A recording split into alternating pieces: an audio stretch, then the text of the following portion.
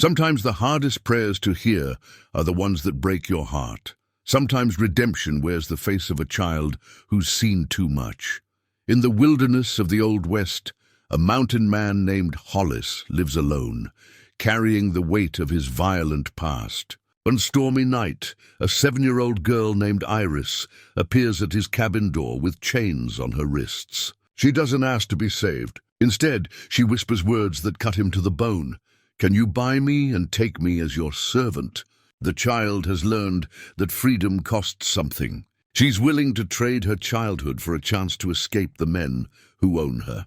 Hollis stares at this broken little soul and sees his own sins staring back. He was once the kind of man who destroyed innocent lives. Now he faces his last chance to save one. What happens when a killer's last chance at redemption comes in the form of an innocent child's desperate plea? Before we jump back in, tell us where you're tuning in from, and if this story touches you, make sure you're subscribed, because tomorrow I've saved something extra special for you. The mountains of Colorado Territory held their secrets close, wrapped in morning mist and the silence of centuries. High above the tree line, where the air grew thin and the wind carried whispers of snow even in summer, stood a cabin that seemed to grow from the very rock itself. It was a humble structure, built with careful hands and weathered by countless seasons, its logs dark with age and its roof heavy with moss.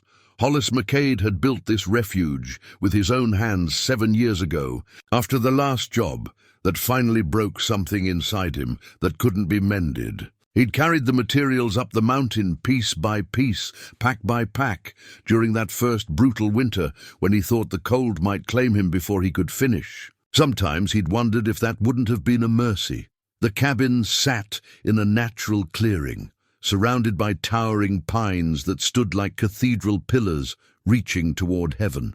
A small creek ran nearby, its water clear and cold, singing over smooth stones that had tumbled down from the peaks above. Behind the cabin, Hollis had carved out a modest garden where he grew potatoes, beans, and hardy greens that could survive the short mountain growing season. It was simple living, the kind that demanded honesty from a man's soul. Inside, the single room was spartanly furnished but carefully maintained. A stone fireplace dominated one wall, its hearth blackened by years of use. A simple wooden table sat beneath the single window that faced east, catching the first light of dawn. In the corner, a narrow bed with a rough wool blanket. On a shelf above the table, a few precious books, the Bible his mother had given him, a volume of Shakespeare picked up in a Denver bookshop, and a treatise on farming that he'd found more philosophical than practical. But hidden beneath a loose floorboard near the bed lay his most treasured possession, a leather-bound journal with pages yellow at the edges. In careful handwriting, he'd filled it with confessions, reflections, and desperate attempts to make sense of the man he'd been and the man he was trying to become. The journal was his anchor, the place where he wrestled with his demons in the long winter nights when the silence grew too heavy to bear alone. Hollis McCade had not always been a seeker of solitude. There was a time when his name, his real name, had been spoken in whispers across the territories. Hell's Hollis, they'd called him, and the moniker had fit like a well-worn glove. He'd been a bounty hunter first, then something worse. Much worse. His hands had taken money for things that haunted him still, deeds that had earned him enough coin to buy a small ranch, but had cost him his soul in the bargain. He'd been good at the work. Too good. Quick with a gun, quicker with his fists, and possessed of a cold intelligence that could track a man across 3 states and find him no matter where he hid. But it wasn't the killing that had finally driven him to this mountain sanctuary. It was the other work, the jobs that paid better and asked fewer questions. The work that had taken him into the darkest corners of human commerce, where people were bought and sold like cattle. The memories came to him sometimes in the small hours before dawn, vivid and unforgiving.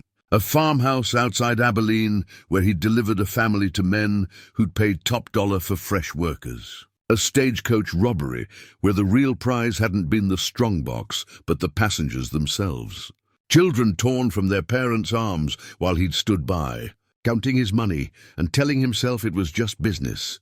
But the worst memory, the one that had finally broken him, had involved a young woman named Mary Catherine and her 2 children. He'd been paid to bring them to a man named Vincent Cray, who ran a network of enterprises that stretched from Kansas to California. The money had been too good to refuse, enough to set him up for life. But when he'd seen what Cray intended for that family, when he'd heard the children crying through the walls of that warehouse in Denver, something inside him had snapped like a dry branch.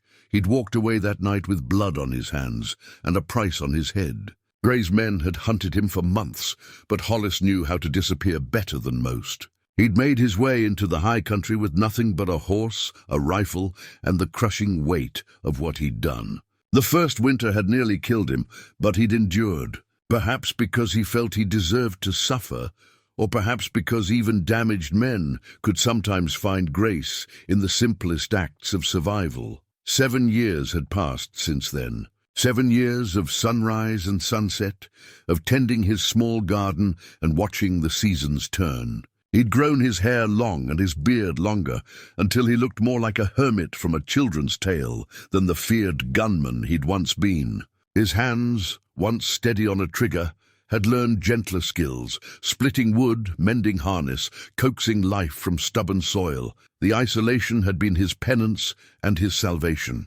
Days would pass without him speaking aloud, except to read from the Bible or practice passages from Shakespeare, his voice rusty from disuse. He'd learned to listen to the mountain's subtle languages, the way the wind changed before a storm, the calls of birds that warned of intruders, the different silences that meant snow or rain or clear skies ahead. But on this particular evening in late September, as storm clouds gathered over the western peaks and the first fat drops of rain began to fall, Hollis felt an unease he couldn't name. He'd finished his evening chores, milking the goat, securing the chicken coop, bringing in enough wood to last the night. But something felt different in the air.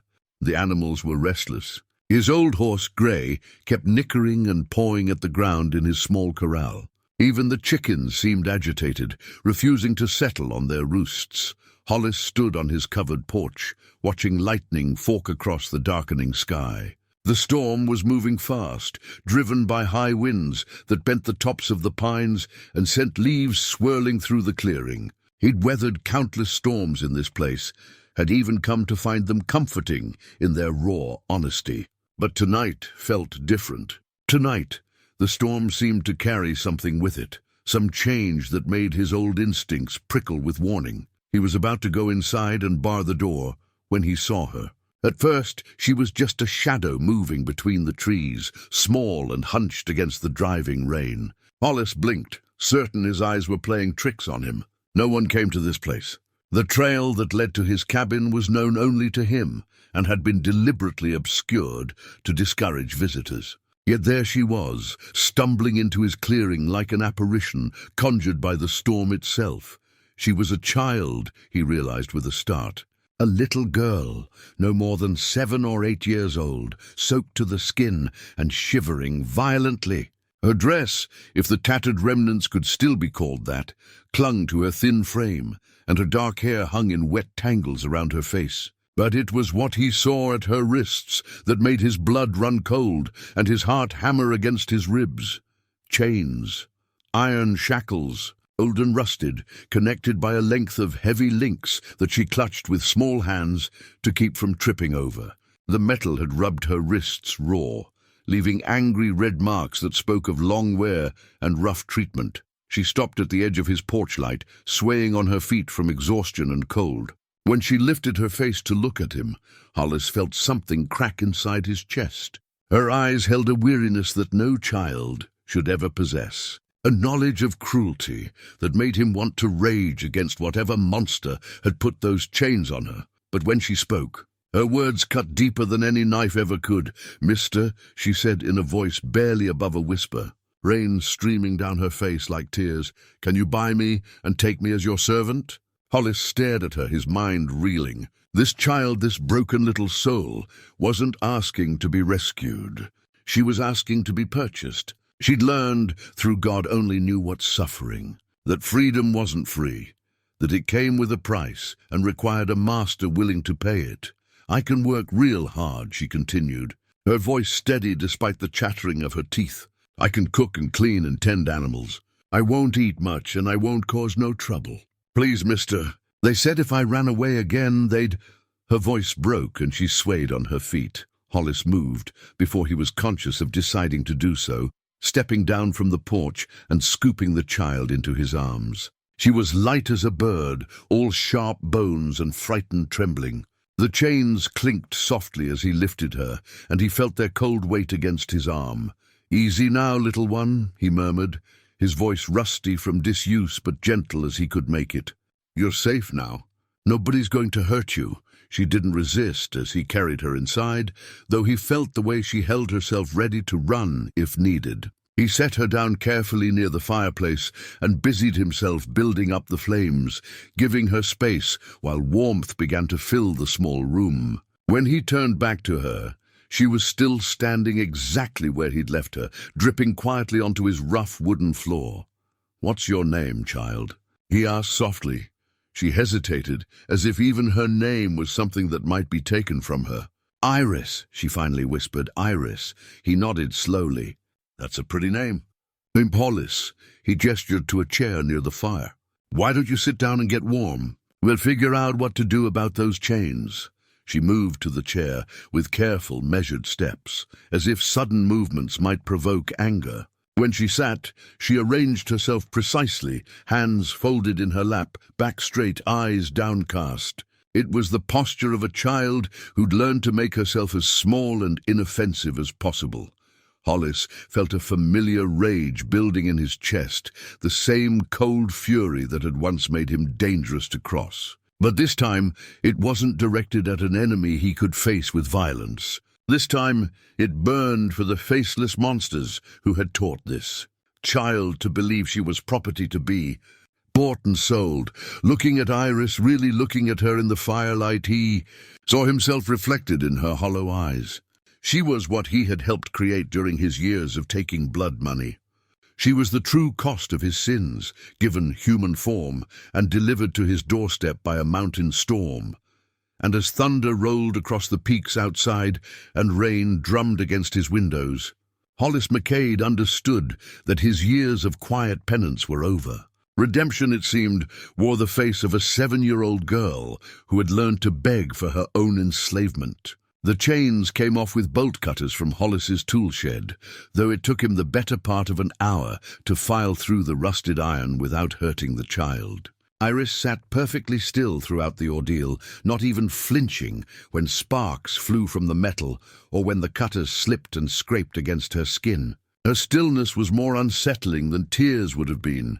When the shackles finally fell away with a dull clank against the floor, Iris stared at her freed wrists as if she couldn't quite believe they were real. Red welts circled her thin arms where the iron had bitten deep, some fresh and angry, others old and scarred. Hollis felt his jaw clench as he gathered the chains and carried them outside, hurling them into the darkness beyond his porch with more violence than necessary. "Better?" he asked when he returned, keeping his voice gentle despite the rage simmering beneath the surface. Iris nodded mutely, still touching her wrists with tentative fingers. Hollis had found her some of his own clothes, a shirt that hung on her like a tent, and pants he'd had to roll up past her ankles and cinch tight with rope.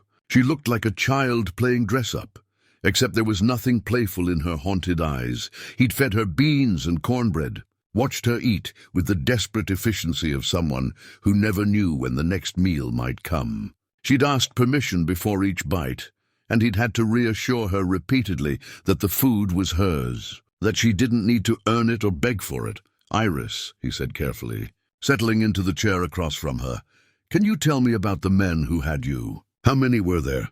What did they look like?" She went very still, her spoon halfway to her mouth. "Are you going to give me back to them?" The question hit him like a physical blow. "No, child, never. I just need to know what we might be facing." She considered this for a long moment, then set down her spoon with precise care. There were 4 of them traveling together. Maybe more back at their camp. Mr. Vincent, he's the leader. He's got grey in his beard and wears a gold watch that belonged to my—" She stopped abruptly, her face closing off. "Vincent," Hollis repeated, his blood running cold. Even after 7 years, that name still had the power to freeze his soul. "Vincent Cray?" Iris's eyes widened with recognition and fear. "You know him?" Hollis nodded grimly. He knew Vincent Cray all right, knew him well enough to understand that the man would never simply write off a loss, especially not a valuable one like this child. Cray was methodical, ruthless, and absolutely relentless when it came to protecting his investments. "How long ago did you run from them?" Hollis asked. 2 days, I think. Maybe 3. Time gets mixed up when you're scared. She touched her throat absently, and Hollis noticed a thin scar there, barely visible in the firelight. 2 days. That meant Cray's men were close, probably no more than a day's ride away. They'd be tracking her, and they'd have dogs. The storm might have washed away some of her scent, but not all of it. Come morning, they'd pick up her trail again. "Iris, I need you to understand something," Hollis said, leaning forward in his chair. "Those men who had you, they're going to come looking. This place isn't easy to find, but they will find it eventually. When they do, the sound of approaching horses cut through the night like a blade. Multiple riders, moving fast, despite the treacherous mountain trail." Hollis was on his feet instantly, every survival instinct he'd honed over decades of dangerous living, screaming warnings through his blood. "Get under the bed," he ordered Iris, his voice sharp with authority. "No matter what happens, stay there and don't make a sound." She obeyed without question, scrambling across the room and disappearing beneath his narrow cot. Hollis moved to his weapon cache, the one he'd hoped never to need again. The loose floorboard came up easily, revealing oiled leather wrapped around steel. His hands, steady as stone despite the years of peace, unwrapped a Colt 45 and checked the cylinder. All 6 chambers loaded. The riders were in his clearing now, their voices carrying through the storm. 3 men, maybe 4. They dismounted and were moving toward his cabin, with the confidence of predators who'd found their prey. A heavy fist pounded on his door.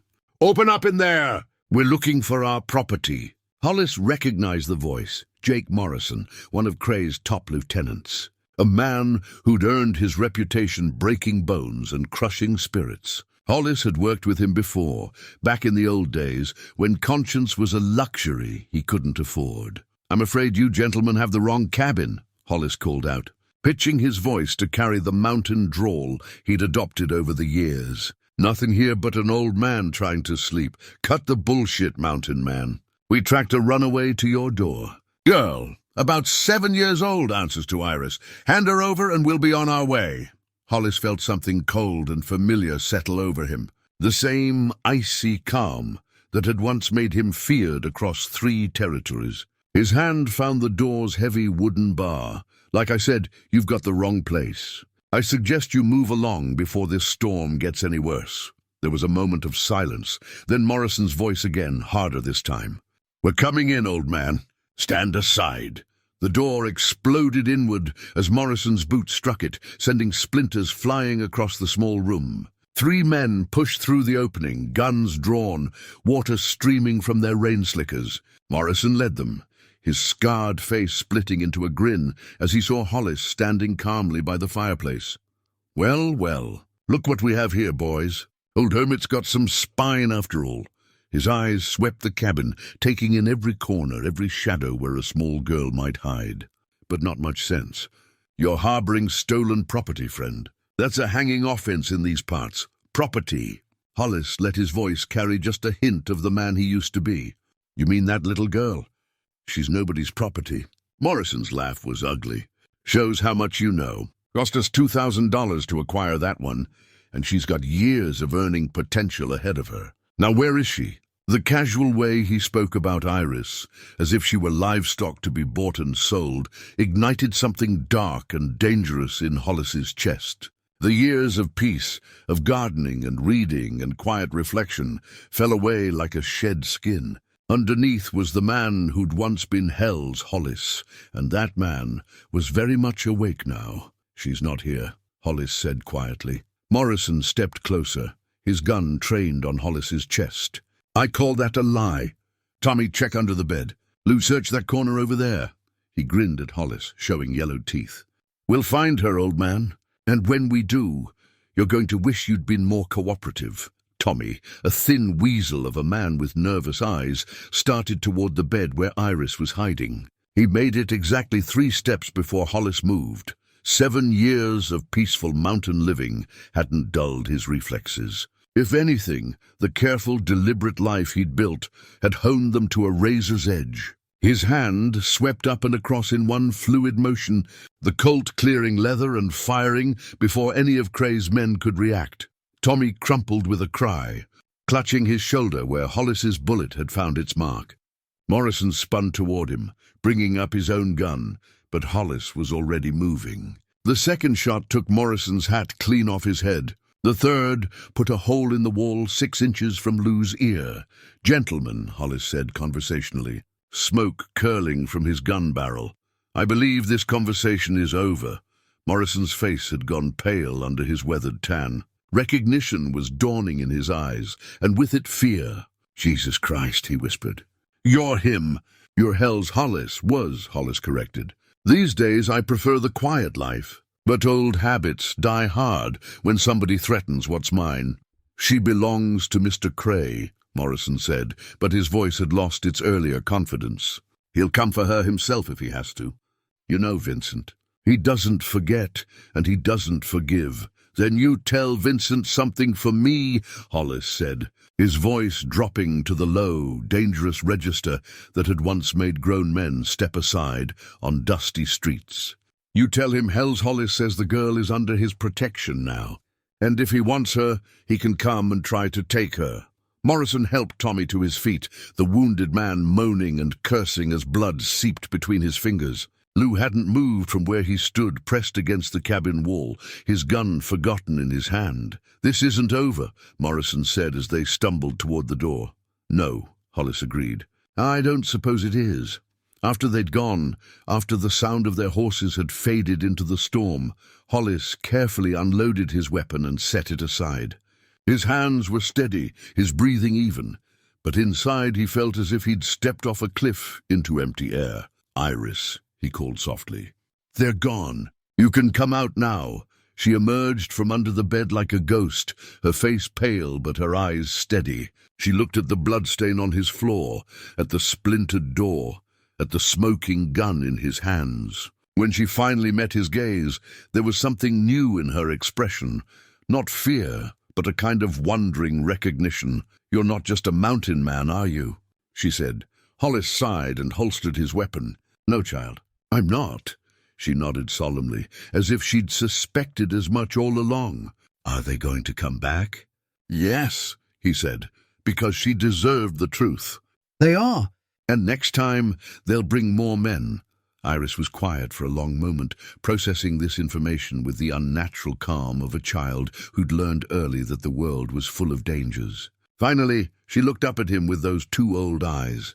"Will you still protect me, even if it means fighting?" Hollis looked down at this broken little girl who'd stumbled into his carefully constructed peace and shattered it completely. 7 years of penance and prayer, and it had all led to this moment, this choice, this chance at something that might be called redemption. "Yes," he said simply.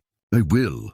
She smiled then, the first real smile he'd seen from her, and it was like sunrise after the longest night of his life. Morning came grey and subdued, the storm having spent itself against the mountainside during the night. Iris woke before dawn, curled in the spare blanket Hollis had given her, and for a moment she lay perfectly still, listening for the sounds that had governed her life for so long, the crack of a whip, the rattle of chains, the harsh voices of men who saw her as nothing more than a commodity. Instead, she heard the gentle crackling of a fire being built up, the soft whistle of a kettle beginning to heat, and Hollis's deep voice humming something low and tuneless. It was so foreign to her experience that she almost wept from the simple kindness of it. She sat up carefully, still wearing his oversized clothes, and watched him move about the small cabin with economical grace. He'd already been outside. She could tell from the damp on his boots and the fresh wood he carried. There was coffee brewing and something that smelled like bacon frying in an iron pan. "Good morning, little one," he said without turning around, somehow having sensed her awakening. "How did you sleep?" It was such a normal question, the kind adults asked children in the world she dimly remembered from before. But normal was dangerous now. Normal made her soft, made her forget that survival required constant vigilance. "I slept," she said carefully, because that was true enough. She didn't mention the nightmares, the way she'd startled awake 3 times, expecting to find chains back on her wrists. Complaints were punished, and gratitude was expected. Hollis turned to study her face, those sharp eyes reading things she tried to keep hidden. "Bad dreams?" She started to shake her head automatically, then stopped. Something in his expression, patient, understanding, free of judgment, made her reconsider. "Sometimes I dream I'm still with them," she admitted in a whisper. "Sometimes I dream you give me back." He was quiet for a long moment, poking at the bacon with a long fork. When he spoke, his voice was gentle but firm. "I made you a promise last night, Iris. I don't break my promises. You're safe here and you're free. No matter what comes, nobody's going to chain you again. Do you believe me?" She wanted to. Oh, how desperately she wanted to believe in this gruff, quiet man who'd taken her in without asking for anything in return. But trust was a luxury that had been beaten out of her long ago. "I want to," she said honestly. "That's enough for now." He served her breakfast on a tin plate, real eggs from his chickens, bacon from a pig he'd butchered himself, and thick slices of bread toasted over the fire. More food than she'd seen in a single meal for longer than she could remember. She ate slowly, savoring each bite, while part of her mind calculated how to make it last if it was the only food she'd see for days. "Old habits died hard, Iris," Hollis said as he nursed his coffee. "We need to talk about what happens next." Her fork stopped halfway to her mouth. Here it came. The conditions, the expectations, the price for his protection. She'd known it was too good to be true. "I can work," she said quickly. "I know how to cook and clean and mend clothes. I can tend animals and chop wood and carry water. I won't be a burden, I promise." "Child, stop." His voice was sharper than he'd intended, and she flinched back instinctively. He softened immediately, holding up one hand in a gesture of peace. "I'm not talking about work. You're 7 years old. Children your age should be playing and learning their letters, not worrying about earning their keep." She stared at him in confusion. In her experience, everyone had a purpose, a function that justified their existence. If she wasn't going to work for her shelter and food, what possible use could she be? "I don't understand," she said. "I know you don't, and that breaks my heart more than I can say." Hollis leaned forward, his weathered hands folded on the table between them. "But we're going to figure it out together, you and I. For now, I just want you to be safe and fed and warm. Everything else can wait." She nodded, though she didn't really understand.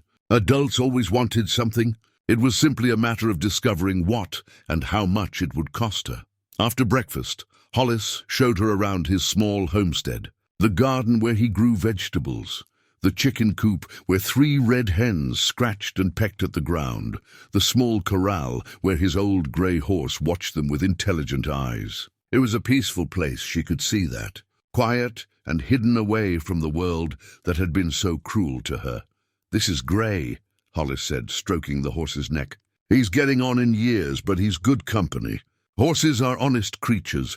They don't lie or pretend to be something they're not." Iris reached out tentatively to touch Gray's soft nose. The horse nuzzled her palm gently, and she felt something ease in her chest that she hadn't even realized was tight. "He likes you," Hollis observed. "How can you tell? See how his ears are forward? How he's not pulling away? Animals know things about people that we sometimes miss. Gray's a good judge of character. They spent the morning doing simple chores together. Hollis showed her how to scatter grain for the chickens, how to pump water from the well, how to stack wood so it would stay dry. She approached each task with intense concentration, determined to prove her worth, even if he said it wasn't necessary. But it was the small kindnesses that undid her defenses. The way he made sure she had the warmest spot by the fire, how he cut her bread into shapes that made her almost smile, the patient way he answered her questions without making her feel stupid or bothersome. Most of all, it was the way he never once raised his hand to her, never spoke in anger, never looked at her with the cold calculation she'd grown so accustomed to seeing in men's eyes. It was so foreign to her experience that she found herself constantly braced for the moment when the mask would slip and she'd see the monster underneath. But the moment never came. They were gathering eggs from the henhouse when she finally worked up the courage to ask the question that had been burning in her chest since the night before. "Why did you help me?" Hollis paused in his work, an egg cradled carefully in his palm. "What do you mean?" "Those men said I was worth $2,000. That's a lot of money. You could have taken it." The look that crossed his face was so full of pain that she almost wished she hadn't asked. He set the egg gently in the basket and sat down on a wooden stool, suddenly looking older than his 50-odd years. "I could have," he said quietly. "Once upon a time I would have. I was a different man then, Iris. A bad man who did terrible things for money." He looked at her with eyes that held depths of regret she was too young to fully understand. "I hurt people like you, families, children." She studied his face, seeing the truth of it written in every line and shadow. "But you don't anymore." "No, not for 7 years now. I've been trying to make up for what I did, trying to live a better life. But you can't outrun your sins forever. Eventually they catch up to you. Is that why you saved me? To make up for the bad things?" Hollis was quiet for a long moment, considering. "Maybe it started that way. But the moment I saw you on my porch, asking to be bought like a piece of property," his voice broke slightly, "you stopped being about my redemption and started being about your freedom." Iris clutched her small handful of eggs, trying to process this. In her world, motives were always simple and usually selfish. The idea that someone might help her just because she needed help was almost incomprehensible. What if they come back with more men? She asked, "What if they hurt you because of me?" "Then I'll deal with it," Hollis said simply. "But Iris, listen to me carefully. Whatever happens, whatever comes next, none of it is your fault. You didn't ask to be taken from your family. You didn't ask to be sold and chained and treated like an animal. The only thing you did was survive, and that took more courage than most grown men could muster." She looked down at her feet, overwhelmed by emotions she didn't have names for. Gratitude and fear warred in her chest, along with something that might have been hope if she dared to let herself feel it. "I had a doll once," she said suddenly, "before they took me. Her name was Patience, and she had yellow hair made from corn silk. It was the first time she'd spoken of her life before." And Hollis went very still, sensing the significance of the moment, what happened to her. "They threw her in the fire the first time I cried." Iris's voice was matter-of-fact, but Hollis could hear the universe of hurt beneath the words. "They said crying was weakness, and weak things got burned." Hollis felt something crack inside his chest. This child had been systematically broken down, taught that even the most basic expressions of human emotion were punishable offenses. The men who'd done this to her weren't just criminals, they were destroyers of souls. "Crying isn't weakness," he said firmly. "It's proof that you're still human, still capable of feeling. And feeling is what separates us from the animals." Iris looked up at him with those 2 old eyes, and for just a moment he saw a glimpse of the little girl she might have been in a kinder world. A little girl who played with dolls and laughed at silly jokes and believed that adults existed to keep her safe. "Can I ask you something?" she said. "Anything. If I cried now, would you throw me out?" The question hit him like a physical blow. That this child, this brave, damaged little soul, would even have to ask such a thing, made him want to hunt down every monster who touched her life and make them pay in blood. Instead, he reached out slowly, telegraphing his movement so she wouldn't be startled, and placed one weathered hand gently on her thin shoulder. "If you cried now," he said softly, "I'd hold you until you were done, and then I'd make you some hot chocolate and tell you a story." That's what people who care about you do when you're sad." She stared at him for a long moment, searching his face for any sign of deception. When she found none, when she saw only compassion and patience and a fierce protectiveness that she'd never experienced before, the walls she'd built around her heart began to crumble. The tears came slowly at first, then faster, until she was sobbing with the abandon of a child who'd been forbidden to grieve. Hollis kept his promise, gathering her into his arms and holding her, while 7 years of accumulated sorrow poured out of her small body. And when she was finally empty, when the last sob had shaken her thin frame, he did exactly what he'd said he would do. He made her hot chocolate sweetened with precious sugar, and he told her a story about a princess who was very brave and a dragon who learned to be kind. For the first time since she'd been stolen from her family, Iris felt something that might have been peace. The second day brought a routine that felt almost miraculous to Iris in its simple normalcy. She woke to the smell of coffee and the sound of Hollis moving quietly around the cabin, trying not to disturb her sleep. When she sat up, he smiled and wished her good morning, as if her presence was a gift rather than an inconvenience. After breakfast, he did something that changed everything. He pulled out his leather-bound journal, its pages yellow with age and filled with his careful handwriting, and set it on the table between them. "Can you read, Iris?" She shook her head, ashamed. They said learning was for people, not property. The muscle in Hollis's jaw twitched, but his voice remained gentle. "Well, then we'll have to fix that. Every person deserves to know their letters and numbers." He opened the journal to a page near the beginning, where his handwriting was particularly clear. "This is the alphabet," he said, pointing to where he'd carefully printed each letter. "And this is your name, I-R-I-S. See how the letters work together to make the sound?" She leaned forward, fascinated despite herself.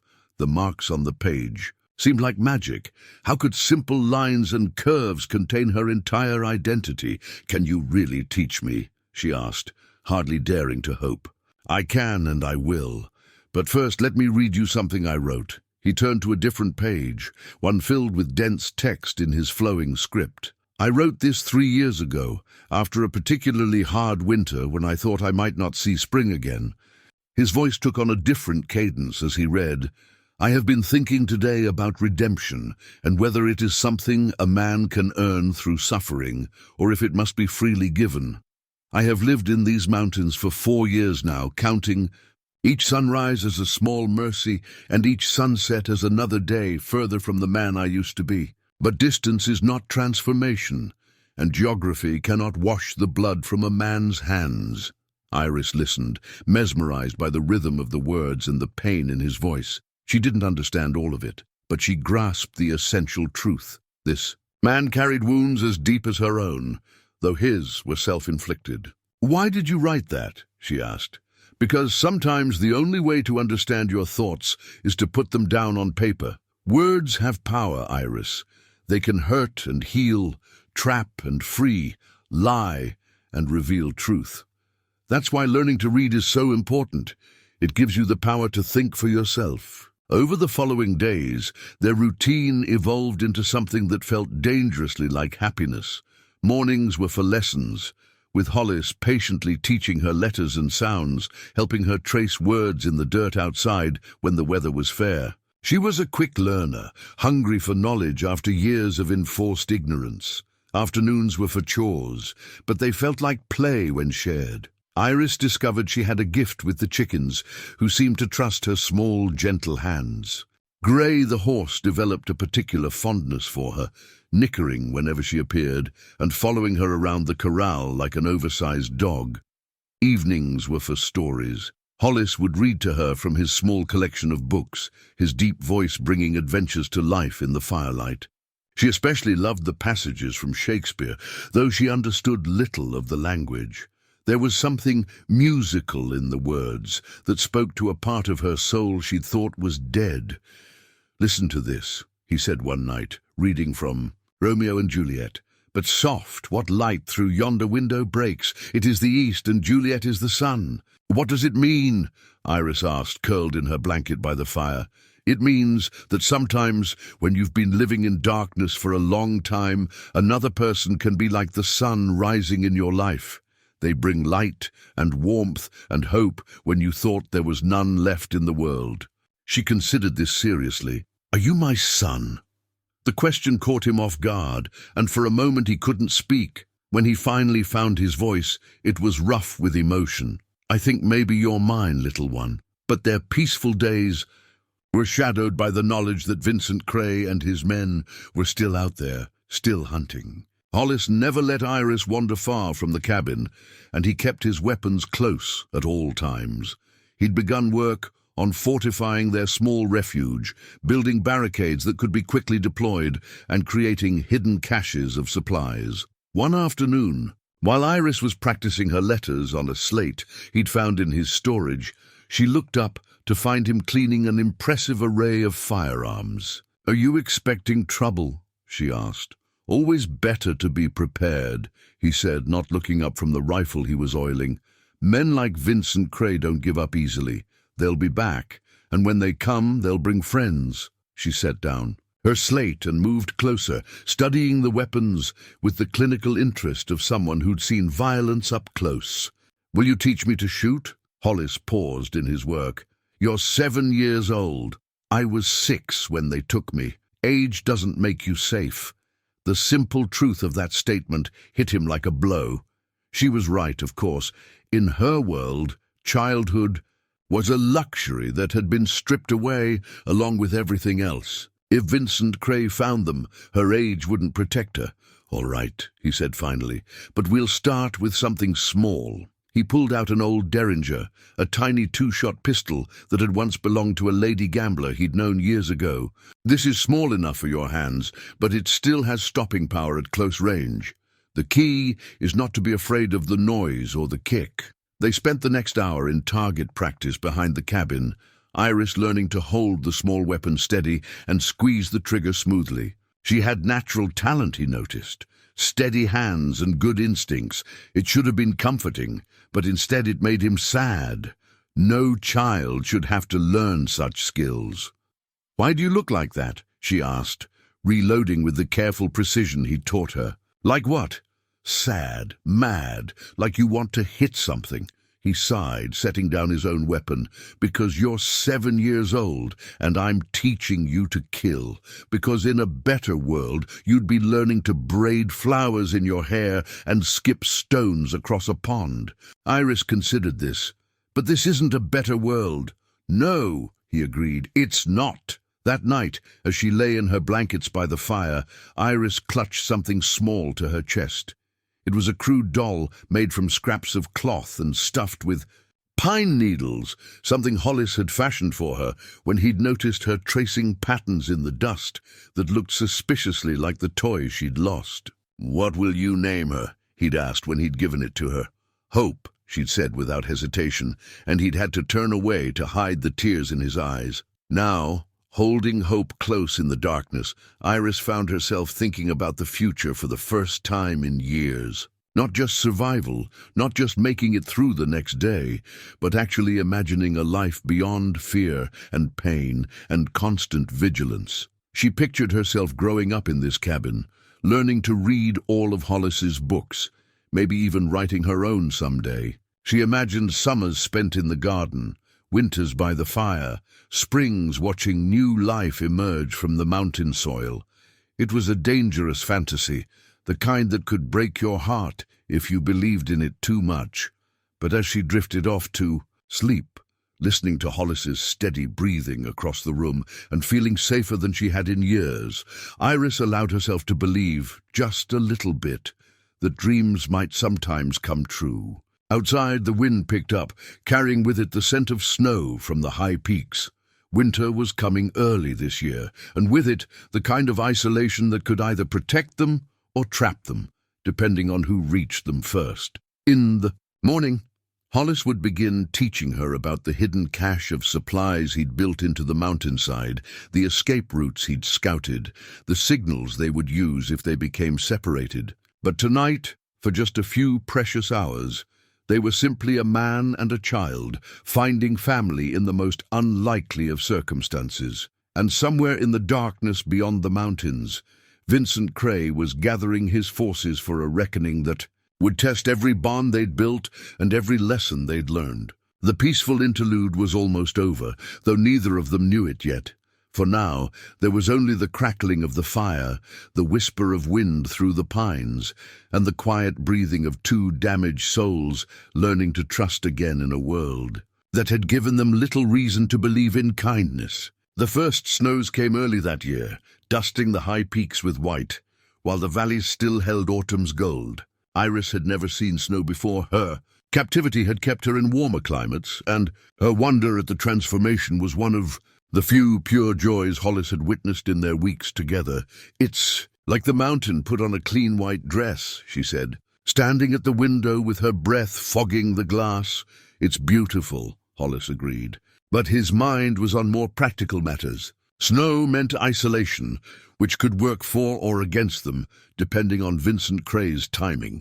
If the man was smart, and Hollis knew he was, he'd make his move before the heavy snows closed the mountain passes. Their routine had settled into something that felt almost normal. Iris's reading had progressed remarkably. She could now sound out most words and had begun writing simple sentences in a careful, deliberate hand. Her nightmares came less frequently, though she still startled at unexpected sounds and positioned herself where she could always see the door. It was during one of their afternoon lessons that everything changed. Hollis was helping Iris with a particularly difficult passage from his journal when Gray whinnied sharply from the corral. Not his usual greeting, but the high warning call horses made when they sensed predators. Every survival instinct Hollis had developed over decades of dangerous living snapped to attention. "Inside," he said quietly, his hand already moving to his sidearm. Now Iris didn't question or hesitate. She'd learned to read the subtle changes in his voice, the way his body language shifted when danger approached. She was through the door and securing the bar behind them before he'd taken 3 steps. Hollis moved to the window, staying in the shadows as he scanned the tree line. At first, he saw nothing but the familiar landscape of pine and granite. Then, like figures emerging from a dream, he spotted them, 3 riders picking their way carefully down the mountain trail.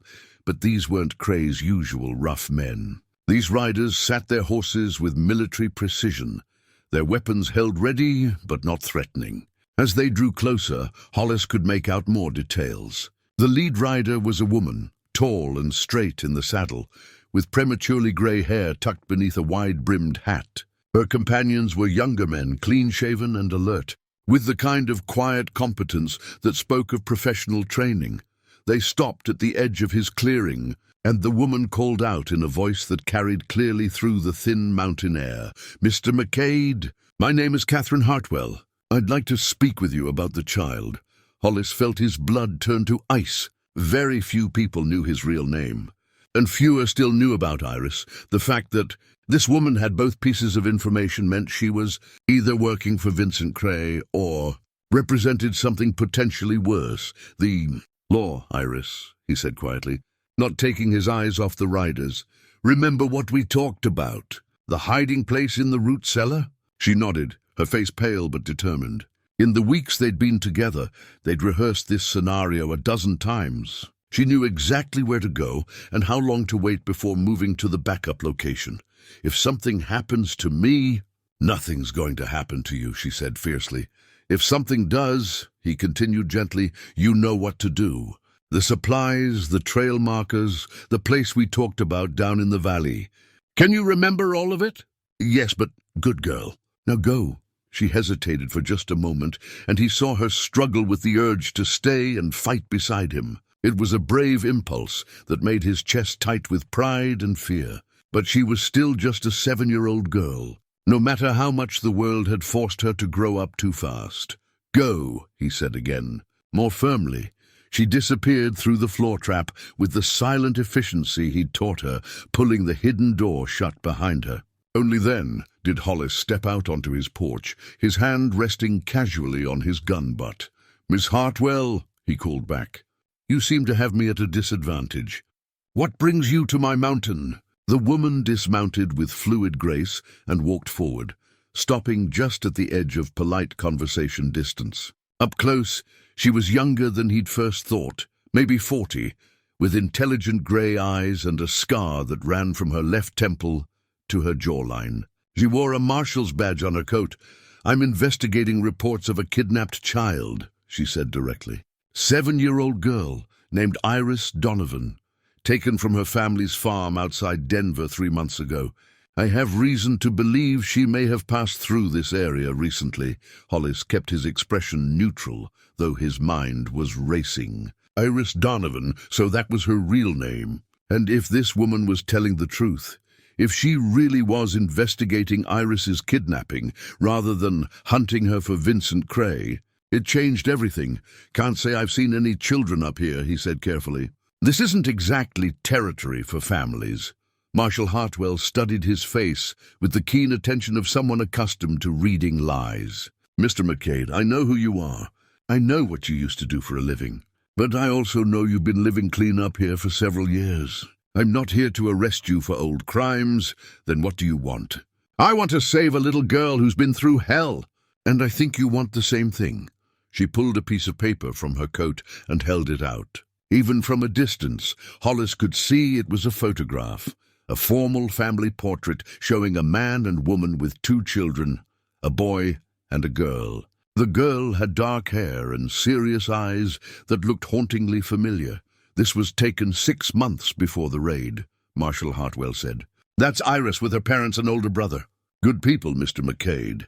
Farmers trying to make an honest living. Vincent Cray's men burned their house, killed the parents and the boy, took Iris because she was young enough to train." The words hit Hollis like physical blows. He'd known Iris's story was tragic, but hearing the details, seeing the proof of the family she'd lost, made it real in a way that shattered something inside his chest. "Why are you telling me this?" he asked, his voice rougher than he'd intended. "Because 3 days ago, some of Cray's men rode into Silverton with bullet wounds and a story about a mountain man who'd cost them a valuable asset. They were looking for reinforcements." Marshal Hartwell's eyes never left his face. "Vincent Cray himself is in Durango as we speak, gathering men and supplies for what he's calling a collection expedition." Hollis felt the familiar cold settle over him, the same icy calm that had once made him one of the most feared men in 3 territories. "How many men?" "At least a dozen. Maybe more. He's put word out that he's willing to pay top dollar for experienced guns." She paused, letting that sink in. "Mr. McCade, if that child is here, she's in more danger than you can possibly handle alone. And if she's not here, then an innocent little girl is still out there somewhere, probably dead by now." "But I don't think that's the case." Marshal Hartwell took a step closer, her voice dropping to a more intimate register. "I think you've got her, and I think you're trying to protect her. That makes you one of the good men in this sorry situation." Hollis was quiet for a long moment, weighing options and calculating odds. Everything in his experience told him not to trust anyone, especially a federal marshal who'd tracked him to his mountain refuge. But something in Catherine Hartwell's manner, the genuine anger in her voice when she spoke of Iris's family, made him consider possibilities he'd been afraid to entertain. "If I hypothetically knew where this child was," he said carefully, "what would you want to do about it?" "Get her somewhere safe. Her family's all dead, but she has an aunt in San Francisco who's been searching for her. A good woman, a school teacher, who'd give Iris the kind of life every child deserves. And Vincent Cray." Marshal Hartwell's expression went hard as Winterstone. "Vincent Cray has been operating his trafficking network for too long. It's time someone shut him down permanently." She looked directly at him then, and Hollis saw something in her eyes that he recognized, the cold determination of someone who'd seen too much evil and decided to make a stand against it. "I can't do it alone," she said simply. "I need someone who knows how Cray operates, someone with the skills to take the fight to him, someone with a personal stake in seeing that little girl get justice for her family." The offer hung in the air between them like smoke from a gun barrel. Partnership with a federal marshal, a chance to strike back at Vincent Cray instead of simply hiding from him. A possibility that Iris might have a real future instead of a life spent running from shadows, but it would mean leaving their mountain sanctuary, stepping back into a world of violence and danger he'd spent 7 years trying to escape. It would mean becoming Hell's Hollis again, if only for long enough to destroy the man who'd made Iris an orphan. "I need to think about it," he said finally. "Don't take too long," Marshal Hartwell replied. "Cray's moving fast and winter's coming. If we're going to act, it has to be soon." She mounted her horse with the same fluid grace she'd dismounted, but before she could turn away, she pulled something else from her coat, a small cloth doll with yellow corn silk hair. "I found this in the ruins of the Donovan farmhouse," she said, holding it out. "I thought if you do happen to see that little girl, she might want it back." Hollis took the doll with trembling hands, recognizing it instantly from Iris's description. Patience, the toy that had been burned in front of her as punishment for tears. Somehow, impossibly, it had survived when everything else had been destroyed. "Think about what I said, Mr. McCade," Marshal Hartwell called as she and her men rode away. "Some battles are worth fighting, even when the odds are against you." After they were gone, after their hoofbeats had faded into the mountain silence, Hollis stood alone on his porch, holding a dead child's toy and facing the hardest decision of his life. Iris emerged from the root cellar like a ghost, materializing from the earth itself, her eyes immediately finding the small figure in Hollis's hands. She went perfectly still, her face cycling through emotions too complex for her young features to properly contain. Recognition, disbelief, joy, and a grief so profound it made Hollis's heart ache. "Patience?" she whispered, the name barely audible. Hollis held out the doll, watching as Iris approached with the cautious steps of someone afraid to hope. When her small fingers finally closed around the worn cloth body, she clutched it to her chest with desperate intensity. "They said she was burned," Iris said, tears streaming down her cheeks. "They made me watch them throw her in the fire." How is she here?" "The marshal found her in what was left of your house," Hollis said gently. "She wanted me to give her back to you." Iris looked up at him with eyes that seemed to hold all the world's confusion. "My house? But I don't remember—" She stopped abruptly, her face going pale. "Marshal? Was that a lawman who came here?" "Yes, Marshal Catherine Hartwell. She's looking for Vincent Cray. To help him find me?" "No, little one. To stop him." Hollis knelt down so they were at eye level, his hands resting gently on her thin shoulders. "Iris, there are some things we need to talk about." "Hard things? Are you strong enough to hear them?" She straightened her spine with the unconscious courage that never failed to amaze him. "I'm strong enough," so he told her. Everything Marshal Hartwell had revealed about her family, about the farm outside Denver, about the aunt in San Francisco who'd been searching for her. He spoke in simple, careful words, watching her face for signs that she needed him to stop, to give her time to process what she was hearing. Iris listened without interruption, her grip on patience never loosening. When he finished, she was quiet for a long time, staring at the flames dancing in the fireplace. "I remember now," she said finally, her voice distant and thoughtful. "Little pieces anyway. A white house with blue shutters. Mama making apple butter in the big copper pot. Papa teaching James, my brother, to milk the cows." She looked down at the doll in her arms. "Mama made Patience for my birthday. She said every little girl needed something special that was just hers. The marshal says your aunt has been looking for you. She wants to take you to San Francisco, give you a home, send you to school." Iris processed this information with the solemnity of a much older person. "What do you think I should do?" The question caught Hollis off guard.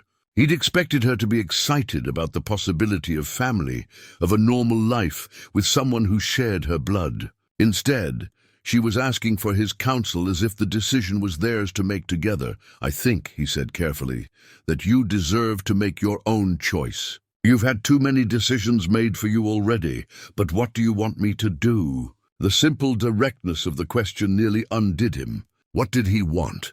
He wanted to keep her here in their mountain sanctuary, reading lessons by firelight and watching her discover the small wonders of a safe world. He wanted to see her grow up free from fear, to watch her become the remarkable woman he could already glimpse. In her brave heart, but wanting something, and having the right to it were two very different things. "I want you to be happy and safe," he said honestly. "If that means going to San Francisco with your aunt, then that's what we'll do. And if it means staying here with you—" Hollis felt his chest tighten with emotions he wasn't sure he had the right to feel. In the weeks since Iris had stumbled into his life, something fundamental had shifted in his understanding of himself. The solitary man who'd sought only peaceful isolation had discovered he was capable of fierce, protective love. "Then we'll make that work too," he said. "But Iris, you need to understand what we'd be facing. Vincent Cray isn't going to give up. He'll keep coming for you, and eventually we'll fight him," she said with simple confidence. "Like we did before. It won't just be 3 men next time. The marshal said he's gathering a dozen or more experienced guns. Even I can't fight those kinds of odds and win." Iris was quiet for a moment, then looked up at him with eyes that held a wisdom no child should possess. "What if we didn't have to fight them alone?" "What do you mean?" "The marshal. She wants to stop Vincent Cray too, doesn't she? What if we helped each other?" It was exactly what Hollis had been thinking, but hadn't wanted to voice. The idea of partnering with Catherine Hartwell, of leaving their mountain sanctuary to actively hunt Vincent Cray, went against every instinct for self-preservation he'd developed during his years of peaceful exile. But it also offered something he'd never dared hope for, a chance to strike back, to transform from prey to predator, to ensure that Cray could never again steal a child from her family. "That would be dangerous," he said. "More dangerous than anything we've faced so far." "I know," Iris clutched patience tighter. "But if we don't stop him, he'll just take other children, make them into what he tried to make me." She met his gaze steadily. "I don't want that to happen to anyone else." The strength in her small voice, the moral clarity that shone through despite everything she'd endured, made Hollis understand something profound about the nature of courage. It wasn't the absence of fear. It was the willingness to act despite fear when something bigger than yourself was at stake. "If we do this," he said slowly, "there's no going back. Once we move against Cray, we'll be committed to see it through to the end. I know. You might get hurt. You might—" He couldn't finish the sentence. The thought of losing her, of failing to protect this precious life that had been entrusted to him, was more terrifying than any physical danger he'd ever faced. "You might get hurt too," she pointed out with devastating logic. "But you're still willing to protect me. That's different." "You're what? A grown-up? A man?" She shook her head with surprising firmness. "You're my family now, and family protects each other." The words hit him with the force of a revelation. Family, not protector and protected, not guardian and ward, but family. The concept was so foreign to his experience, so far removed from the solitary life he'd built, that it took him a moment to fully comprehend what she was offering. "Are you sure?" he asked, his voice rough with emotion. "Once you say that, once we decide to be family, I'm not letting you go. Ain't in San Francisco or not, you'll always have a place with me. Promise?" "I promise." She smiled then, the radiant expression transforming her entire face. "Then we're family. And we're going to stop Vincent Cray from hurting any more children." That evening, as they shared a simple dinner by the fireplace, Hollis found himself looking at their small cabin with different eyes. It would always be their sanctuary, the place where they'd first found each other and learned to trust. But it was no longer their entire world. Tomorrow, he would ride down to the valley to find Marshal Hartwell and accept her offer of partnership. Together, they would plan Vincent Cray's destruction with the methodical precision of hunters stalking the most dangerous prey of all, a man who traded in human misery. But tonight, there was just the two of them, family by choice rather than blood, planning a future that stretched beyond survival to encompass something he'd never dared dream of: justice. "Will you read to me?" Iris asked, settling beside him with patience clutched in her arms. What would you like to hear? She considered this carefully. Something about brave people doing hard things because they're right.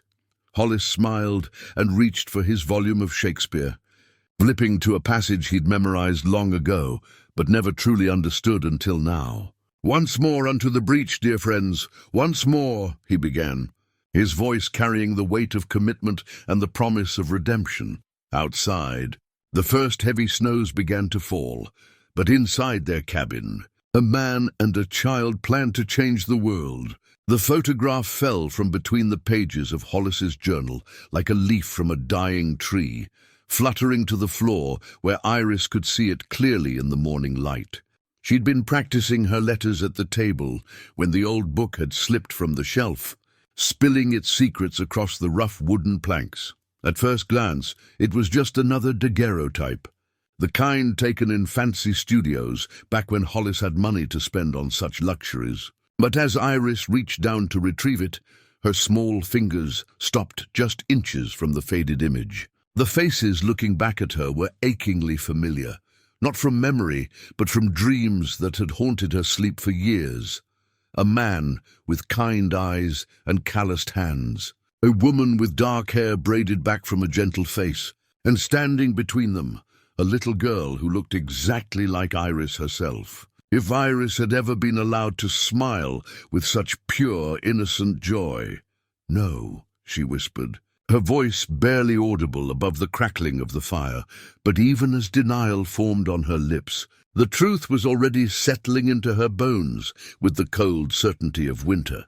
She knew those faces, not from this life, not from the years of chains and terror that had shaped her existence, but from before. From the time that had been stolen from her so completely that she'd convinced herself it was just a fantasy, a dream of parents who might have loved her if they'd ever existed. Hollis returned from his morning chores to find her sitting on the floor, the photograph clutched in her trembling hands, tears streaming down her face in silence. He took in the scene, the fallen journal, the scattered papers, the look of absolute devastation on her small features, and felt something cold and terrible settle in his stomach. "Iris," he said carefully, his voice gentle but strained.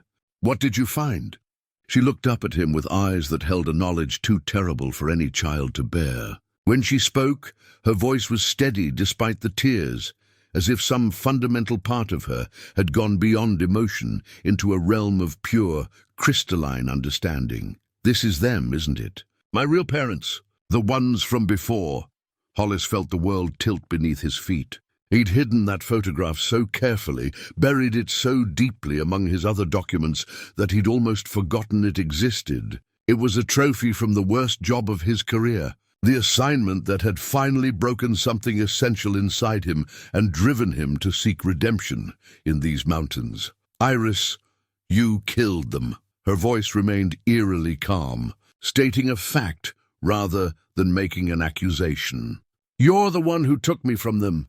You're the reason they're dead." The words hit him like bullets, each syllable tearing through the careful peace he'd built over their weeks together. He wanted to deny it, to find some way to soften the brutal truth, but lies had no place between them. Not now. Not when everything hung in the balance. "Yes," he said simply. She nodded as if she'd expected nothing else, her small fingers tracing the edges of the photograph with infinite tenderness. "Tell me how. Iris, you don't need to tell me." The command in her voice was absolute, carrying an authority that had nothing to do with age and everything to do with the right of the wronged. To know the truth of their suffering, so he told her everything. How? Vincent Cray had hired him to acquire a specific family, young parents with a child of the right age for training. How he'd tracked them to their small farm outside Denver, studied their routines, planned the perfect moment to strike. How he'd waited until the father was away in town before moving in with Cray's other men. "Your mother fought," he said, his voice breaking slightly. "She fought like a wildcat to protect you. Your father came back while it was happening. He tried to get between us and you." Hollis stopped, unable to continue. But Iris's steady gaze compelled him forward. "I didn't kill them directly," he said, the distinction feeling meaningless even as he spoke it. "But I might as well have. I delivered them to Vincent Cray, knowing what he did to people who tried to protect their children. I took his money and walked away while they—" He couldn't finish. Iris was quiet for a long time, studying the photograph with the intensity of someone trying to memorize every detail. When she finally spoke, her words were so soft he had to strain to hear them. "I remember her singing to me lullabies about mockingbirds and diamond rings." She looked up at him with those two old eyes. "She used to brush my hair before bed and tell me I was her little star, shining in the darkness." Each memory she shared was like a knife twisting in Hollis's chest. This was what he'd destroyed, not just two lives, but the future they would have built together. All the bedtime stories unread, the scraped knees unkissed, the graduations and weddings and grandchildren that would never be. "I'm sorry," he said, and the inadequacy of the words made him want to scream. "God, Iris, I'm so sorry. If I could take it back, if I could trade my life for theirs, I would do it without hesitation." She continued to stare at the photograph, her small face a mask of terrible composure. "What were their names?" "Michael and Sarah Donovan." The names felt like stones in his mouth. "Your father was a carpenter. Your mother taught piano lessons to the children in town. They were—" He stopped, realizing how obscene it was for him to describe the people he'd helped destroy. "They were good people," Iris finished for him. "I can see it in their faces, the way they're looking at me in this picture, like I was the most precious thing in their world." "You were." She set the photograph down carefully, treating it like the sacred relic it had become. When she looked at him again, there was something different in her expression, not the hatred he'd expected and deserved, but a kind of profound sadness that seemed to encompass not just her loss, but his as well. "You kept their picture," she said. "I kept all of them. Every family, every person I helped destroy. I told myself it was penance, but maybe it was just cowardice. Maybe I couldn't face forgetting what I'd done. You were different then. It wasn't a question," and Hollis found himself nodding. "I was someone else entirely. Someone who could look at innocence and see only profit. Someone who could sleep at night after tearing families apart. What changed?" The question caught him off guard. In all his years of self-reflection, all the journal entries filled with regret and self-recrimination, he'd never really examined the moment when Hell's Hollis had begun to die, and the man who'd built this mountain sanctuary had started to emerge. "Your family changed me," he said finally. "Not immediately. It took time for the full weight of what I'd done to settle in. But watching Vincent Cray's men drag you away while your parents screamed—" He stopped, his throat closing around the memory. "Something broke inside me that day. Something that had been holding back 7 years of accumulated guilt." Iris absorbed this information with the same careful attention she gave to her reading lessons. "So you came here? To hide from what you'd done, to try to become someone different, someone who might deserve forgiveness, even if I could never earn it. And then I came to your door, asking to be bought." The irony wasn't lost on either of them. The child he'd helped enslave had stumbled through a mountain storm to offer herself as property to the very man who'd destroyed her life. Fate, it seemed, had a twisted sense of justice. "I didn't recognize you at first," Hollis said. "You were so much smaller then, and the years had changed us both. But when you said your name was Iris—" He shook his head. "I should have known. Some part of me did know, but I couldn't face it. Would it have changed anything? If you'd known who I was from the beginning?" "I'd like to think so. I'd like to believe I would have been honest with you, that I would have found a way to make it right. But I don't know. I've spent so many years being a coward." Iris picked up Patience, the doll that had somehow survived the destruction of everything else she'd ever loved. She held it close, and Hollis could see her working through the impossible complexity of her situation. How do you reconcile love with betrayal, protection with destruction, the man who saved you with the one who doomed you? "Do you love me?" she asked suddenly. The question hit him like a physical blow. "More than my own life. And I love you." She said it simply, as if commenting on the weather. "Even knowing what you did to my parents, even understanding that you're the reason I lost everything, I still love you. How is that possible?" "Because the man who took me from my parents isn't the same man who's been reading me stories and teaching me to write my name. Because the person who worked for Vincent Cray isn't the person who held me while I cried and promised I'd never have to wear chains again." She stood up, still clutching patience, and walked to the window where she could look out at the snow-covered mountains. "My parents are dead. Nothing can change that. But I'm alive. And the man who helped kill them is also the man who saved me from a life that would have been worse than death. I don't deserve your forgiveness." "Maybe not," she said matter-of-factly. "But you have it anyway. Not because you've earned it, but because I choose to give it. Because holding on to hate would make me into something small and poisonous. And my parents wouldn't want that for me." Hollis felt something crack open in his chest. A pressure that had been building for 7 years suddenly released. He'd expected rage, hatred, the righteous anger of a child confronting her destroyer. Instead, he'd received grace from the most unlikely source, the victim he'd never imagined he'd have the chance to face. "What happens now?" he asked. Iris turned from the window, and he was struck by how much older she looked than she had that morning. The knowledge of their true relationship had changed her in some fundamental way, forcing her to grapple with moral complexities that would challenge someone twice her age. "Now we stop Vincent Cray," she said with quiet determination. "Not for your redemption or my revenge, but because it's the right thing to do. Because there are other children out there, other families, and maybe we can save them from what happened to us. Thus, you lost something too that day at my parents' farm. You lost the person you used to be. Maybe it was a person who needed to die, but it still left you alone in these mountains, trying to figure out how to live with yourself." She walked back to him, this small girl who'd somehow found wisdom in the wreckage of her childhood. "We're both orphans now. Both of us are trying to build something good from something terrible." She held out her hand to him, and after a moment's hesitation he took it. Her fingers were warm and small in his weathered palm, but her grip was steady and sure. "Partners?" she asked. "Partners," he agreed, understanding that she was offering him something far more valuable than forgiveness.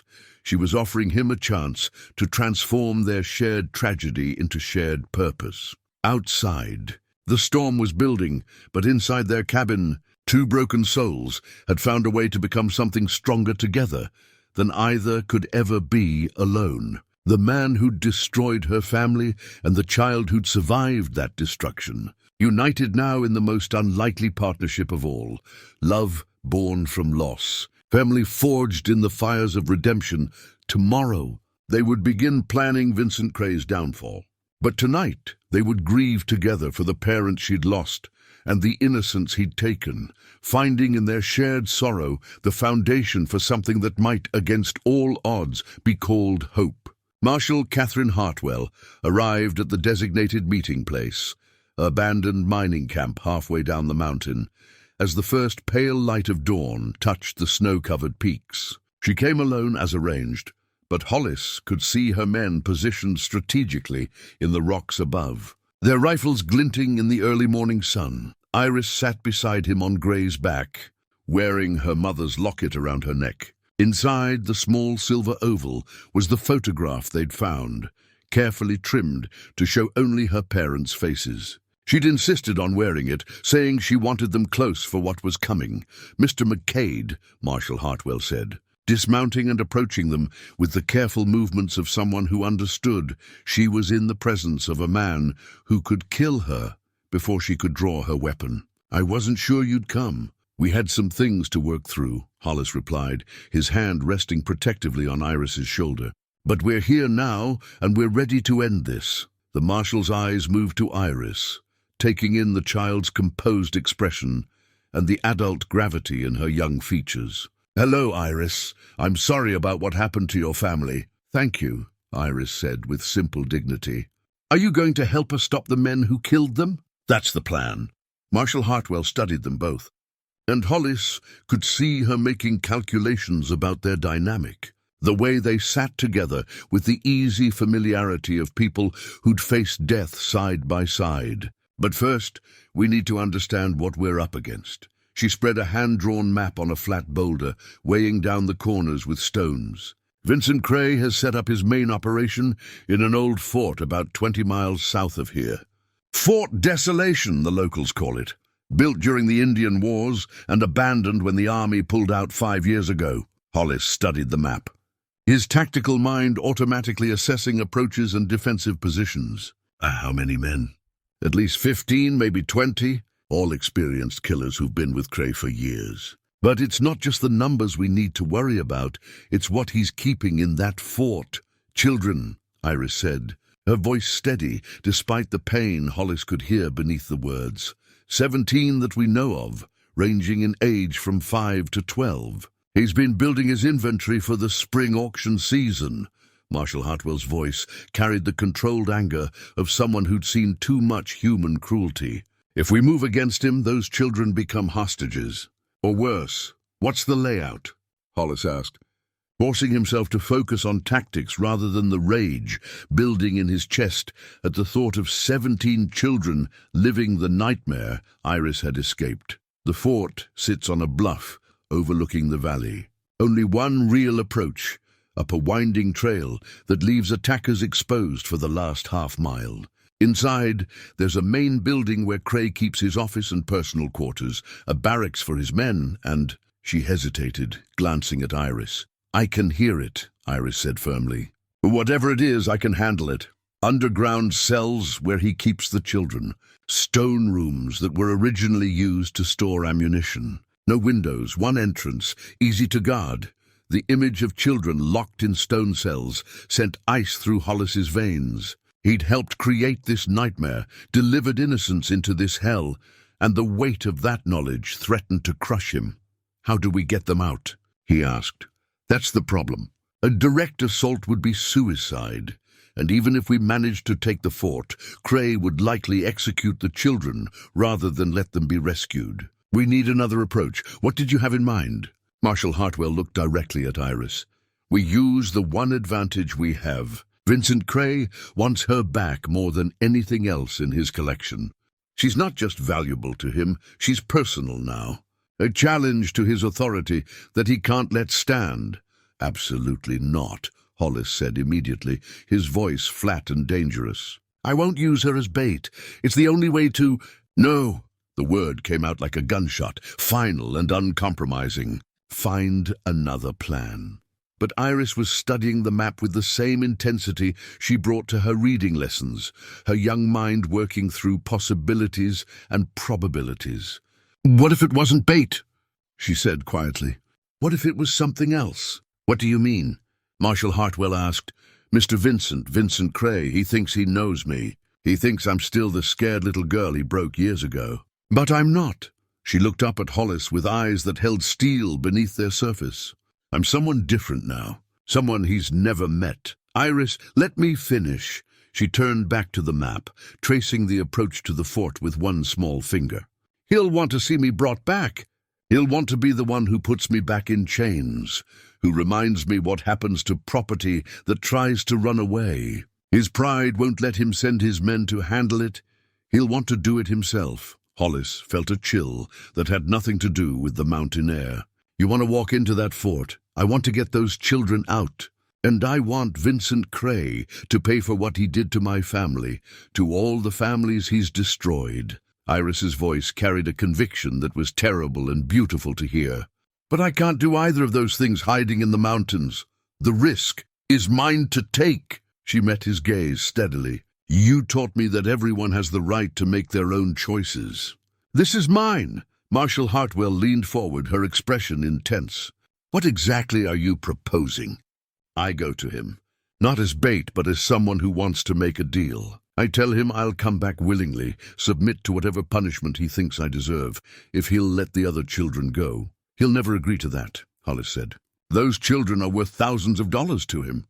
Maybe, but he'll want to hear what I have to say. And while he's listening, while he's focused on me, you two will have a chance to get into position." Iris traced the fort's perimeter on the map. "I can keep his attention long enough for you to free the children and get them to safety. And then what?" Marshal Hartwell asked. "Even if we get the children out, you'll still be trapped in there with him." Iris was quiet for a long moment, and Hollis saw her hand drift to the small derringer in her coat pocket, the weapon he'd taught her to use, hoping she'd never need it. "Then I do what needs to be done." "No." Hollis's voice was absolute. "I won't let you sacrifice yourself, not even for this. And I won't let 17 children stay in those cells when I have the power to free them." Iris's voice was equally firm. "This is bigger than just me, bigger than just us. Those children have families who are looking for them, who are praying for their safe return. How can we choose my safety over theirs?" The argument that followed was intense but quiet, conducted in the low voices of people who understood that raised words could carry in mountain air. Marshal Hartwell presented alternative plans: extended surveillance, waiting for better opportunities, bringing in federal reinforcements. Hollis countered with modifications to Iris's plan that would reduce her risk, ways to provide better support and faster extraction.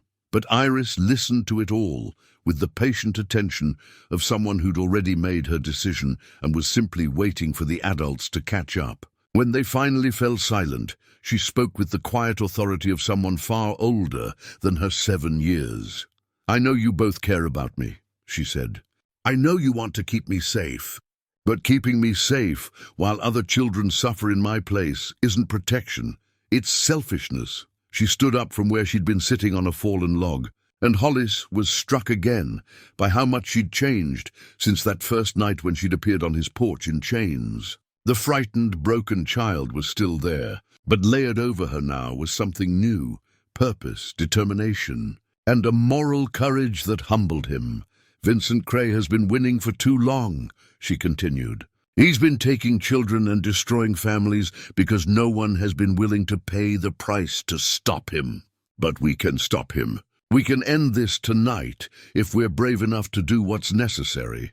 Marshal Hartwell studied Iris with the expression of someone reassessing everything she thought she knew. "You understand that if this goes wrong, then at least we tried. At least we didn't stand by and let it continue." Iris touched the locket at her throat. "My parents died trying to protect me. The least I can do is risk my life trying to protect other children." Hollis felt something shift inside his chest, a recognition that the child he'd been trying to protect had grown beyond his protection. She was no longer someone to be saved. She was someone choosing to be the savior. "All right," he said finally, his voice rough with emotion. "But we do this my way. Full reconnaissance, backup plans, exit strategies. And at the first sign that things are going wrong, you follow my lead without question." "Agreed," Iris said, offering him a small smile that carried all the love and trust she'd somehow found room for in her wounded heart. "Then we'd better get started," Marshal Hartwell said, rolling up the map. "Vincent Cray's not going to wait forever. And those children have been in hell long enough." As they prepared to descend toward what might be their final battle, Hollis found himself looking at the snow-covered peaks that had been his sanctuary for 7 years. Tomorrow, if they survived, everything would be different. The quiet life he'd built, the peaceful isolation that had allowed him to heal, all of it would be forever changed by what they were about to attempt. But as he watched Iris check her small weapon with the careful precision he'd taught her, as he saw the determination in her young face and the love that somehow coexisted with her grief, he understood that some things were worth sacrificing everything for. Some battles, no matter how dangerous, were worth fighting.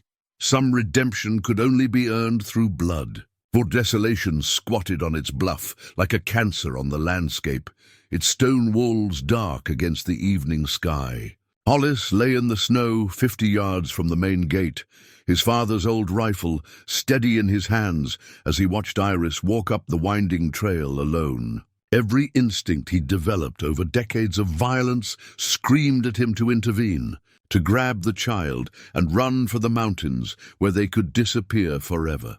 But he held his position.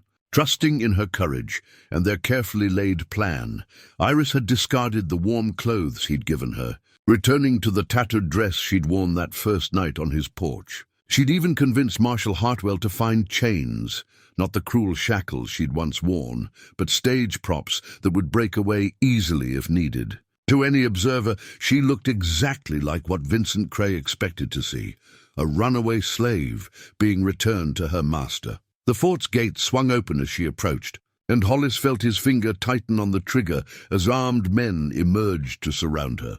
Through his rifle scope he could see their faces, cruel, calculating men who looked at a 7-year-old child and saw only profit and entertainment. Vincent Cray, Iris called out in a voice that carried clearly through the thin mountain air. "I want to make a deal."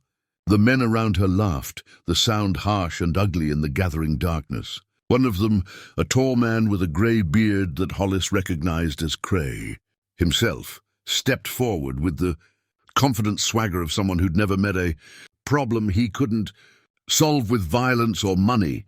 Well, Cray said, his voice carrying the kind of cultured accent that made his profession even more obscene.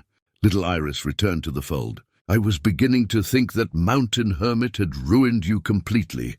"He tried," Iris replied, with just the right note of defeated resignation in her voice. "But I remembered who I belonged to. I remembered my place." Hollis had to admire her acting. She'd captured perfectly the broken submission that Cray would expect from one of his victims. But he could see the tension in her small shoulders, the way her hand drifted toward the hidden derringer in her pocket. "Did you now?" Cray circled her like a predator, his gold pocket watch glinting in the torchlight. "And what exactly is your place, my dear?" "With you, serving you, making money for your business." Iris kept her eyes downcast, playing the part of the chastened runaway. "But I want something in return." "You want something?" Cray's laugh was genuinely amused. "Property doesn't want things, little girl. Property obeys. Then maybe I'm not property anymore." Iris looked up at him for the first time, and Hollis could see even from his distance that something in her eyes made Cray take a step back. "Maybe I'm something else now." The change in the fort's atmosphere was immediate. The men who'd been laughing moments before now stood straighter, hands drifting toward their weapons. Gray's expression shifted from amusement to something colder and more dangerous. "What did that mountain man do to you?" he asked, his voice dropping to a whisper that somehow carried more menace than any shout. "He taught me to read," Iris said simply. "He taught me that I have value beyond what someone will pay for me. And he taught me that sometimes good people have to do terrible things to stop evil from winning." Cray's hand moved to his gun, but Iris was already reaching into her pocket. The small derringer appeared in her hand like magic, its barrel aimed directly at his heart. "I said I wanted to make a deal," she continued, her voice never wavering despite the dozen weapons now pointed at her. "Release the children you're holding. All of them. Let them walk out of this fort and down the mountain, and I'll surrender myself to whatever punishment you think I deserve." "You're hardly in a position to make demands, little girl." "Aren't I?" Iris smiled, and there was something in that expression that made Hollis's blood run cold. "You see, while we've been talking, my friends have been getting into position. Right now, there are federal marshals surrounding this fort, and the man who taught me to shoot is watching you through a rifle scope." Cray's eyes darted to the shadows beyond the torchlight, suddenly aware that his fortress might not be as secure as he'd believed. "You're bluffing, maybe, but are you willing to bet your life on it?" The standoff stretched for long seconds, tension building like pressure in a boiler. Hollis could see Marshal Hartwell's men moving in the darkness beyond the fort walls, taking positions among the rocks and scrub brush. Everything was going according to plan, except for the cold certainty growing in his chest that something was about to go terribly wrong. Cray's hand moved away from his gun, but his smile was sharp as a blade. "You know what I think, little Iris. I think you're exactly as broken as you always were, but now you're hiding it behind pretty words and false courage. I think that mountain man filled your head with foolish notions about your worth and your power. He stepped closer, ignoring the derringer aimed at his chest. But most of all, I think you made one crucial mistake in your planning. What's that? Cray's smile widened, showing teeth like yellowed ivory. You assumed I kept my most valuable assets where you could find them. The sound of children crying drifted from somewhere deep within the fort, and Hollis felt his heart stop. Not the underground cells they'd planned for. Somewhere else, somewhere their reconnaissance had missed. Oh, yes, Cray continued, savoring Iris's look of growing horror. I moved them yesterday. Deeper underground, behind stone walls that would take hours to break through. Even if your friends do attack, even if they somehow manage to take this fort, he shrugged casually, those children will starve to death in the dark, long before anyone finds them. Iris's gun hand trembled for the first time since she'd drawn the weapon. You're lying, am I? Tell you what, little girl, why don't we go inside and see? I'll show you exactly where your fellow slaves are spending their last night on Earth. And then we can discuss the terms of your surrender properly. The trap was closing around them, and Hollis could see it happening with the crystal clarity of someone who'd walked into too many ambushes to count. But even as his finger found the trigger of his rifle, even as he prepared to turn Fort Desolation into a killing ground, he knew it was already too late. Vincent Cray had outplayed them all.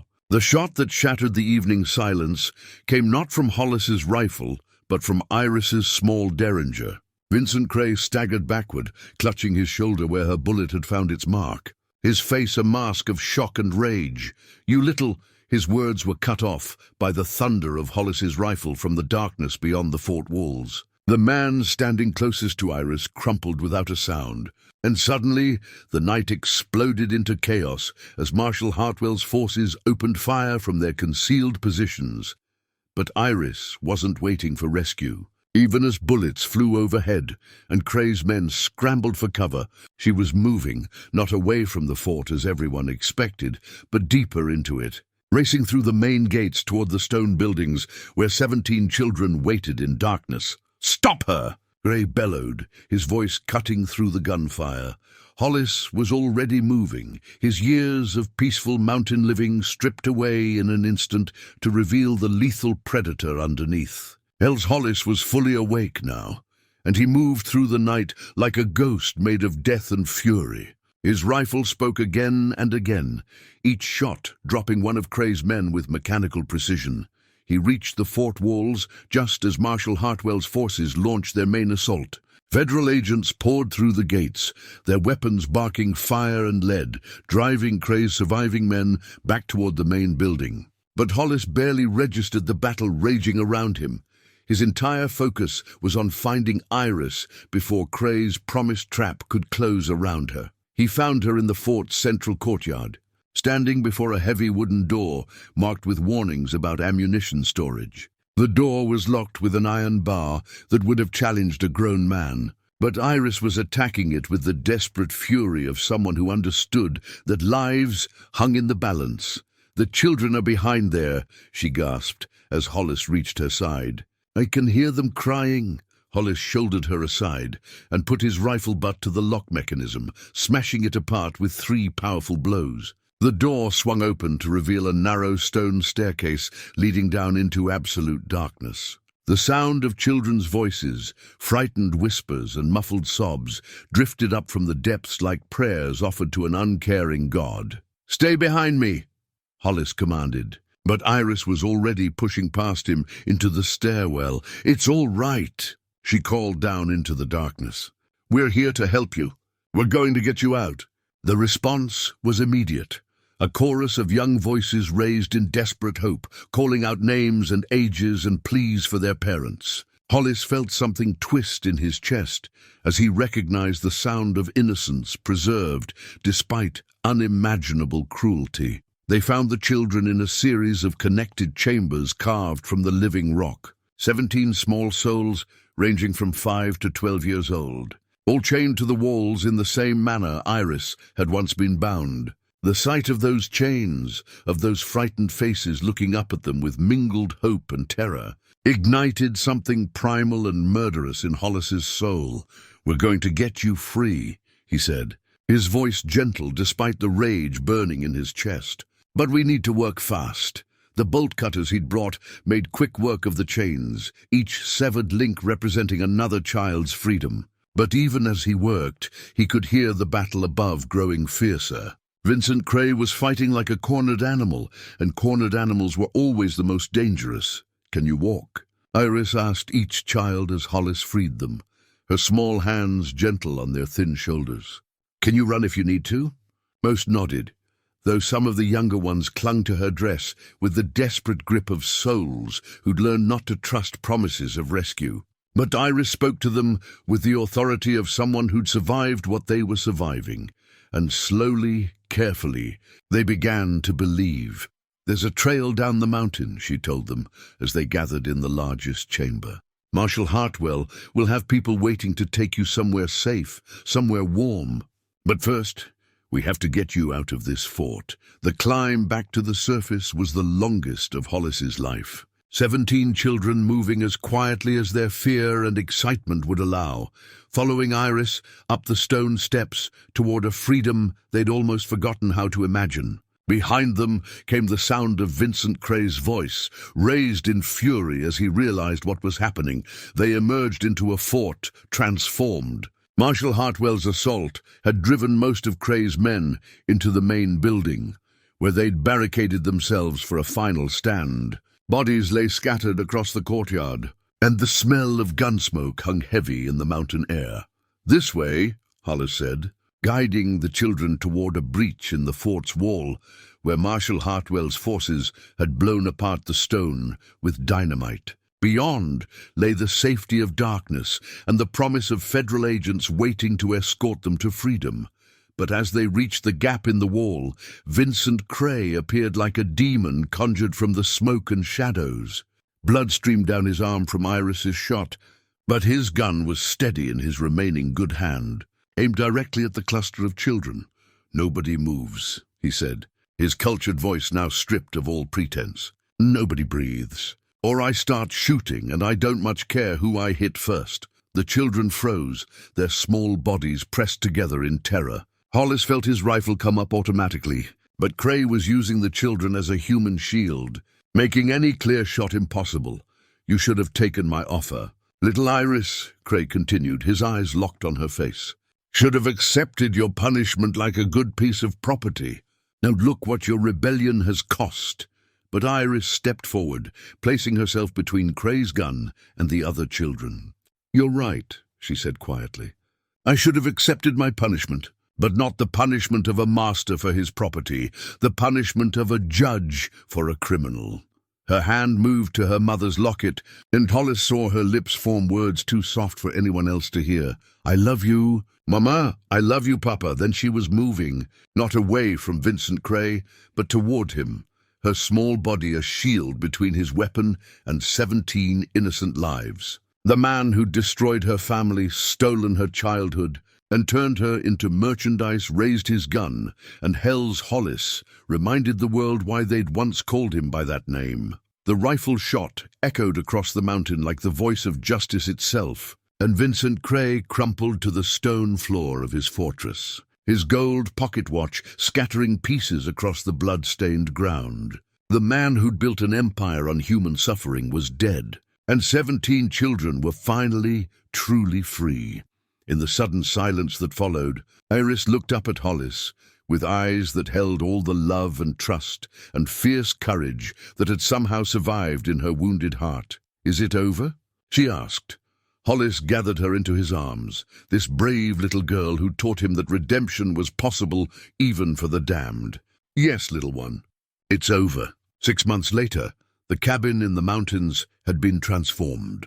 What was once the refuge of a solitary man seeking penance had become something entirely different, a home where laughter echoed through rooms once silent, where children's voices rose in chorus around a dinner table that had grown to accommodate far more than its builder had ever imagined.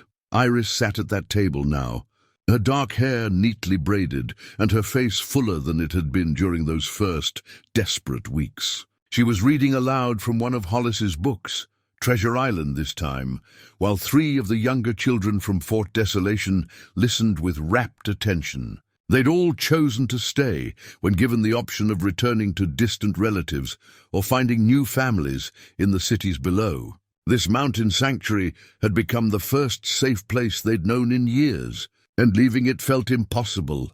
"Dead men tell no tales," Iris read dramatically, making her voice low and gravelly like the pirate she was portraying. The children giggled, and Hollis felt his chest warm with a happiness he'd never imaginated possible. Marshal Catherine Hartwell looked up from the legal documents she'd been reviewing at the other end of the table. In the month since Fort Desolation, she'd become a frequent visitor to their mountain home, helping navigate the complex legal arrangements required to transform Hollis from hermit to legal, guardian of 8 children who'd chosen him as family. "The territorial governor signed the final papers," she said, holding up an official-looking document with ribbons and seals. "You're now officially recognized as their guardian, and this property as a licensed children's home." Hollis nodded, still struggling sometimes to believe how completely his life had changed. The man who'd once lived in solitude, counting each day as penance for his sins, now found himself responsible for 8 young souls who'd learned to trust him despite, or perhaps because of, his own damaged past. "Does that mean we can stay forever?" asked Tommy, one of the younger boys, his voice carrying the anxiety of someone who'd learned that safety could be temporary. "It means," Hollis said gently, settling into his chair at the head of the table, "that this is your home for as long as you want it to be. No one can take that away from you." The relief on the children's faces was heartbreaking and beautiful. Over the months, Hollis had watched each of them slowly emerge from the shells of fear that Vincent Cray's cruelty had built around their spirits. It was a daily miracle, witnessing the return of childhood wonder to eyes that had seen too much darkness. "Tell us about the quilt again," said Sarah, the eldest at 12, gesturing to the colorful blanket that now hung on the wall above the fireplace. Iris smiled and set down her book. The quilt had been her project through the long winter months, a patchwork creation made from scraps and remnants, each piece carefully chosen to represent something meaningful. A piece of blue fabric from the dress Marshal Hartwell had brought her, red wool from Hollis's old shirt, soft yellow cotton from the curtains they'd hung in the children's rooms. "Every piece tells a story," Iris said, standing to touch the fabric gently. "This blue piece is for the day Marshal Hartwell came to help us. The red is for Hollis's courage when he faced his past. The yellow is for the sunshine that came back into our lives when we all found each other." She pointed to a small square of faded calico near the center. "And this piece, this was from Patience's dress. Mama made it for her so she'd always have something beautiful to wear." The children had all heard the story of Patience, the doll that had survived when everything else was lost, and they understood the significance of including her in their family tapestry. In their own ways, they were all survivors of destruction, all carrying pieces of lives that had been shattered and reformed into something new. "What about this piece?" Tommy asked, pointing to a section of rough canvas near the bottom edge. "That," Hollis said, his voice carrying a note of pride, "is from the tent Marshal Hartwell's men used during the siege. It represents the help that came when we needed it most, and the courage of people who fight for justice even when it's dangerous." Marshal Hartwell smiled at the mention. She'd become more than just a law enforcement contact over the months. She'd become something like an aunt to the children, bringing gifts and news from the outside world, helping them understand that not all adults were threats to be feared. "Speaking of which," she said, pulling out another document, "I have some news about the other children we rescued. The federal investigation into Cray's network has identified and shut down 3 more operations. 42 children have been reunited with their families, and 16 others have found new homes with people who will love and protect them."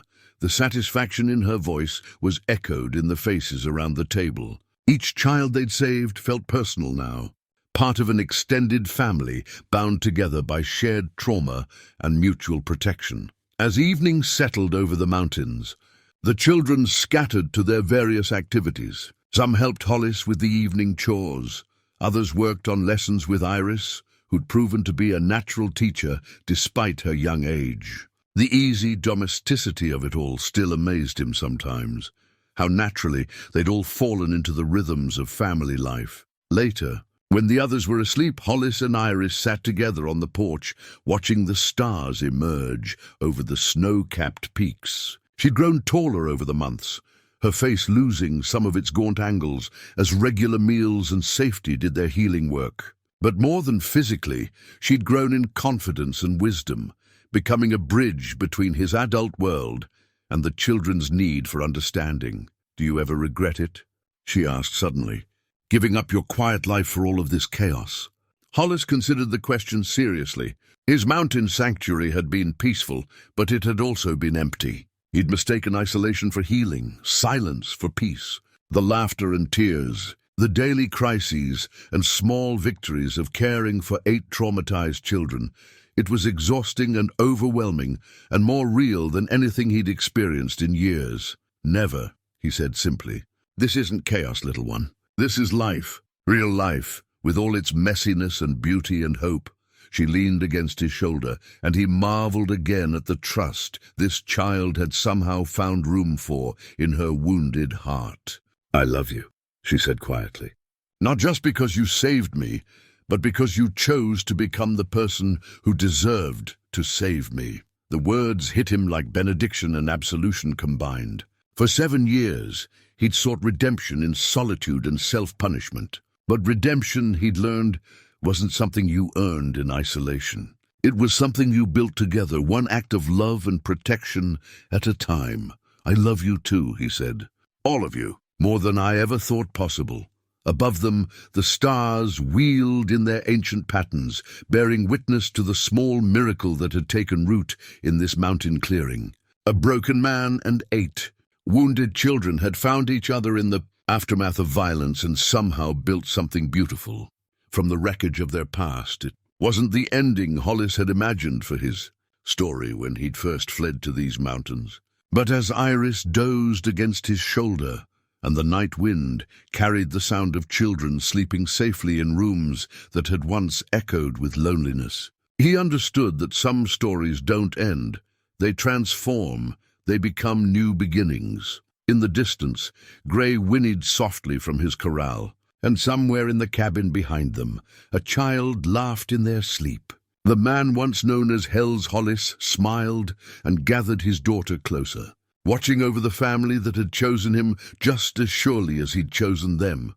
Sometimes the hardest prayers to hear are the ones that break your heart. But sometimes, if you're very lucky, those same broken hearts can be mended into something stronger and more beautiful than they ever were before.